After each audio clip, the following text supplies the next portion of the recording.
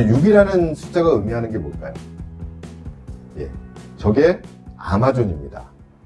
저희가 굉장히 아마존 얘기를 많이 하고 아마존의 독점적인 그것을 가지고 아마존드라는 신조어가 생길 정도로 굉장히 여러분들이 그 아마존에 대해 가지고 굉장히 스타디를 많이 하고 계세요. 근데 아마존이 실제적으로 미국 온라인 전자상거래에서 차지하는 레이쇼는 50% 정도 됩니다.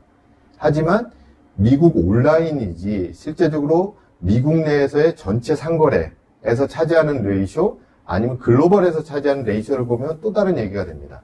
글로벌이 작년에 4천억 달러 정도가 거래가 됐다라고 하니까요.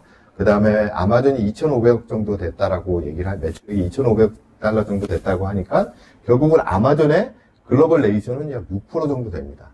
근데 앞장에서 보셨듯이 머스크가 글로벌에서 차지하고 있는 점유율이 트레이드랜지가 차지하고 있는 점유율이 64%의 데이터를 독점적으로 차지하고 있다는 거예요.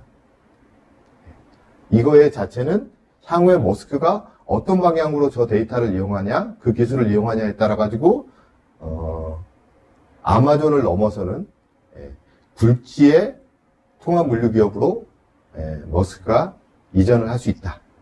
그런 생각을 할 수가 있을 것 같습니다.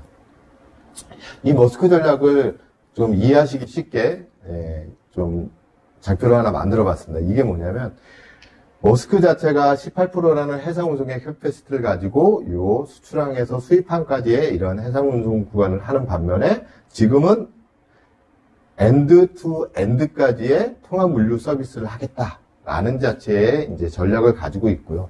이런 서비스의 국제 무역, 그러니까 판매자랑 구매자, 그 다음에 거기에 금융기관까지 하는 그런 국제 무역의 상거래까지도 연결하겠다. 그걸 어디서 연결하겠냐? 오프라인에서 이런 서비스를 하는 거를 온라인에서 IT 정보로까지 연결하겠다. 그거를 여러 가지 4차 산업혁명과 관련된 기술을 통해 가지고 연결을 하겠다. 그래서 실제적으로 머스크 자체는 비즈니스나 산업이나 고객이나 기술이나 데이터나 거래나 정상까지 이 모든 것들을 초연결하는 구조체계를 가져가겠다라고 하는 것 자체가 머스크가 지금 추진하고 있는 전략이고요. 그 전략이 굉장히 급속도로 불과 2년도 안 되는 시간 내에 저런 구조를 만들어가고 있다는 겁니다. 그러면서 그 볼륨 자체가 여기에서 지금 담고 있는 볼륨 자체가 약 64% 정도 글로벌 운송량의 약 64% 정도가 여기에서 담겨져 있다. 그런 이해를 하시면 될 것 같습니다. 그러면 왜 블록체인 기술 자체가 되게 의미가 있냐라는 것에 대해서 궁금해하실 분들이 많을 것 같습니다. 근데 또 블록체인 자체도 이해하시기가 되게 어렵잖아요. 블록체인 자체를 뭐 비트코인에 비유하시는 거 말고 실제적으로 데이터와 데이터의 교환과 관련해 가지고 이해를 하시면 딱 두 가지의 핵심 기술이 있습니다. 하나는 디지털, 또 하나는 연속 장부라는 거예요. 그래서 예전에 각 서비스 프로바이더 아니면 이해관계자들 간에 이렇게 개별로 해가지고 EDI의 체계를 가지고 있다라고 하면 블록체인 구조는 요 해당되는 것들이 하나의 분산 원장을 통해 가지고 서로 데이터를 넘겨받는다. 그래서 운영이 된다라고 해가지고 설명을 했는데요. 저것도 사실은 설명이 부족합니다. 그래서 이 연속장부에서의 방법론이 두 가지의 방법론인데 어떤 방법론이냐면 퍼블릭 방법론하고 이제 프라이빗 방법론이에요. 그래서 굉장히 많은 분들이 지금 블록체인에 대해 가지고 우수성을 얘기를 할 때 사용하는 방법은 어떤 방식이냐면 퍼블릭입니다. 그래서 거기에 참여하고 있는 사람이 P2P 간에 서로 데이터를 같이 공유를 해가지고 그 데이터를 같이 쌓아가는, 그래가지고 그 이력 관리라든지 외부에서 시큐리티 자체에서 보호가 될 수 있는 그런 것들에 대해 가지고 얘기를 하는 것 자체의 기술은 퍼블릭입니다. 퍼블릭은 사실은 문제점이 별로 안 보여요. 유일하게 문제점이라고 할 수 있는 피어 투 피어가 연결이 되기 위해서 그 각 피어들이 준비가 돼야 되는데 그 과정까지의 시간이 걸리다 뿐이지 사실은 모든 데이터를 서로 공유를 하고 있기 때문에 사실은 큰 이슈가 발생하지 않는데 머스크가 추진하고 있는 게 이 퍼블릭 방식이냐? 아닙니다. 어떤 방식이냐? 이 프라이빗 방식이에요. 이 프라이빗 방식은 뭐냐면 받는 거는 여기에 체인에 연결되어 있는 사람 것들을 다 받습니다. 누가? 요 운영업자가. 그리고 주는 거는 누구한테 주냐? 필요한 데만 주는 방식이에요. 받아서 나눠주는 것 자체는 필요한 데만 상호 협의돼가지고 필요한 데만 나눠주는 방식이죠. 근데 뭐냐면 이 운영업체가 가지고 있는 이 데이터는 뭐냐면 100이라는 데이터를 가지고 있는 거예요. 그러면 각 업체들은 뭘 가지고 있냐? 자기한테만 필요한 부분의 데이터를 넘겨봤기 때문에 예를 들어 가지고 캐파시티가 뭐 5%밖에 안 된다. 그럼 내가 가지고 있는 담을 수 있는 데이터는 100이라는 데이터의 5% 정도를 담는다는 거죠. 이런 방식으로 프라이빗 방식으로 운영하는 게 지금 머스크의 블록체인 방식입니다. 이거를 사실은 우리나라에서도 했었죠. 삼성 SDS가 추진하였던 블록체인 방식이 이 방식입니다. 근데 이 방식의 이제 문제점 자체는 뭐냐면 여기에 이 국제 물류라는 거에 블록체인을 연결하기 위해서는 해운 기업이 참여를 해야 되고요. 물류 기업이 참여를 해야 되고 내륙 운송 기업도 참여를 해야 되고 화주 기업도 참여를 해야 되고요. 그다음에 항만 물류 기업들도 참여를 해야 됩니다. 그다음에 세관이라든지 항만청 같은 그런 공공기관들도 참여를 해야 돼요. 그런 공공기관들이 참여를 했는데 이 운영업체가 거기에서 들어오는 모든 데이터를 100이라는 데이터를 볼 수 있는 구조를 가지고 있다는 거죠. 근데 상상을 해보시면 쉽게 이해가 가능하실 것 같습니다. SDS가 요 블록체인을 운영하고 있을 때 주는 업체가 만약에 CJ 대한통운이다, 글로비스다, 판토스다. 자기네들의 모든 데이터를 이 블록체인에다 담는 노력을 할까요? 안 하겠죠. 왜냐하면 데이터 보안, 자기들의 내부 정보가 오픈되기 때문에 안 했던 그런 상황이었습니다. 근데 머스크는 지금 이 작업을 하고 있는 거예요. 머스크 방식으로. 근데 머스크는 SDS랑 좀 상황이 다르죠. 왜냐하면 머스크는 글로벌 캐파시티의 18%를 리딩을 하고 있어요. 사실은 해운기업 중에 탑1이면서 타의 추종을 불허하고 있는 그런 수준에 올라 있습니다. 그러다 보니까 본인이 연결되어 있는 해운기업들, 본인이 서비스를 하고 있는 항만 물류기업들, 그 다음에 서비스 프로바이더들한테 내가 이것을 만들어 놨으니 다 참여를 하세요라고 했을 때 본인이 가지고 있는 그런 지위를 가지고서 그거를 리딩을 해나갈 수 있는 그런 형태가 해운 쪽에서의 블록체인의 형태고요. 벌써 뭐 MSC나 CMA나 하팡로이드나 ONE 이런 업체들 또 한국에서는 KMTC라든지 남성해운이 참여를 하고 있는 그런 형태를 지금 보이고 있습니다. 다만 머스크 자체가 이 데이터를 독점적으로 가져가고 있다라고 보시면 되고요. 외국 분들이 자주 오해를 하시는 게 IBM이 있는데 IBM이 같이 하는 거 아니냐. IBM은 상호 파트너십을 맺고 있는 그런 업체라고 보시면 됩니다.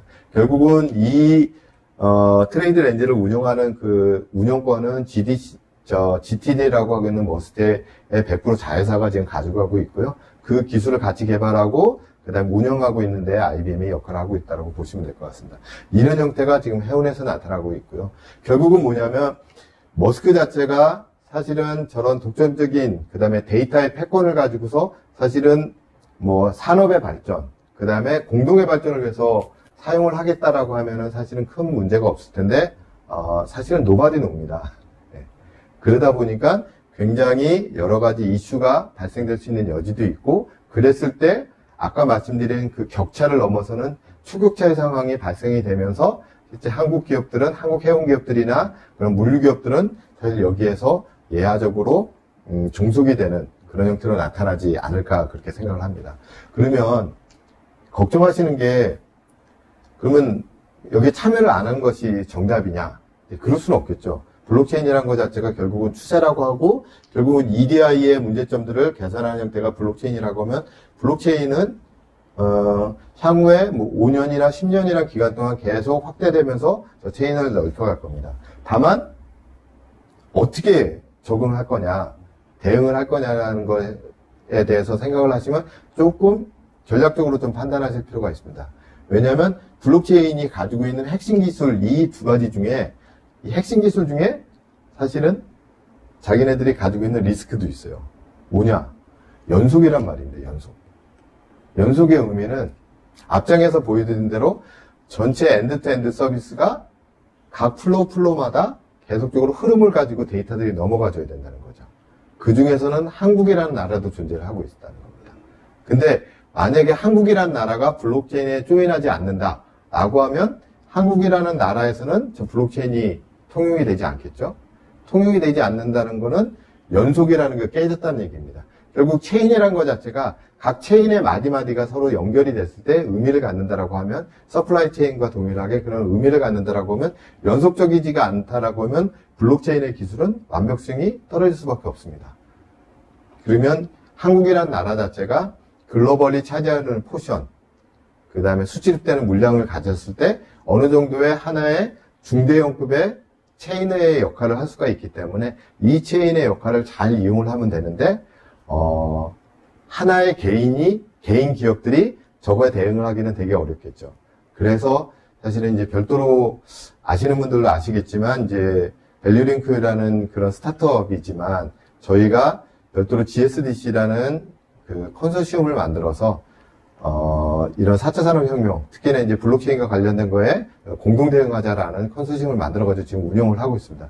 그 이유가 뭐냐면 이 컨소시엄을 통해서 여기에 들어와 있는 해운기업, 물류기업, 그 다음에 화주기업들은 개별로 보면은 지금 머스크가 가지고 있는 트레이드 렌즈에 워낙 규모가 적지만 이게 하나의 나라면서 사용자라고 할 수 있는 화주기업, 그 다음에 공급자라고 할 수 있는 해운기업, 물류기업까지 같이 포괄되어 있는 그런 하나의 컨소시엄이기 때문에 어느 정도 트레이드 렌즈랑 커뮤니케이션을 하면서 대등하진 않겠죠. 어느 정도의 필요한 것들을 요청하고 필요한 것들을 연결해 나가면서 대응을 할 수 있지 않을까라고 해가지고 GSDC는 협의체를 운영을 하고 있습니다.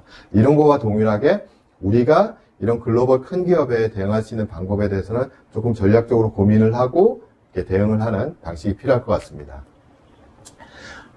이제 별도로 이제 그럼 온라인에서 세일즈하는 것들이 어떠냐라고 하면 아까 이제 머스크 자체도 지금 온라인에서 그 트레이딩을 한다라고 말씀을 드렸는데 굉장히 많은 뭐 탑 10 캐리어 중에서 대부분이 온라인에서 스케줄을 주거나 벌써 쿼테이션을 온라인에서 하는 서비스들이 이렇게 있고요. 인스턴스 쿼테이션까지 하는 이런 서비스들이 생겼습니다. 근데 이거는 해운기업이 자체적으로 하는 서비스를 말씀을 드린 거고요. 그 다음에 글로벌 벌써 한 50개 정도, 그 다음에 주요 국가들로 보면 1개 이상의 그런 온라인 그 플랫폼 서비스들이 벌써 생겨가지고 지금 서비스를 하고 있는데, 우리나라는 아직 굉장히 미미한 수준이어가지고, 다만, 결국은 해운기업이 이렇게 온라인으로 가고 있고, 글로벌이 이렇게 가고 있다라고 하면, 결국 한국 기업들에서도 이런 온라인 채널 스피팅이 발생을 하고, 어느 정도의 규모를 가지고 할 수 있지 않을까라고 하는데, 그거에 대해 가지고 정보를 살펴보니까, 여기 하나 정보가 있네요. 2023년에 한 18.7%, 한 20% 정도의 레이시오 자체를 온라인에서 처리할 수 있지 않을까, 이렇게 예상을 하고 있습니다. 결국은 뭐냐면 디지털 전환이라는 것 자체가 결국은 기술적으로 발생을 해서, 그 다음에 서비스랑 비즈니스적으로 이렇게 연결이 된다라고 생각을 하고, 우리나라가 아직은 디지털 전환과 관련돼가지고 큰 변화를 겪지는 못하고 있지만, 오래지 않은 시간 내에 디지털 전환이라는 것이 서비스랑 비즈니스에 큰 영향을 미치면서 변화를 일으킬 거라고 생각을 하고 있고요. 벌써 글로벌 리딩 캐리어들, 리딩 컴퍼니들은 벌써 이것들을 벌써 비즈니스에 녹이는 작업을 하고 있다라고 하면 저희 역시도 굉장히 빨리 이런 것들을 전환하는 작업들을, 적용하는 작업들을 해야만 대응해내고 그 다음에 성장해내지 않을까 그렇게 생각을 하고 있습니다.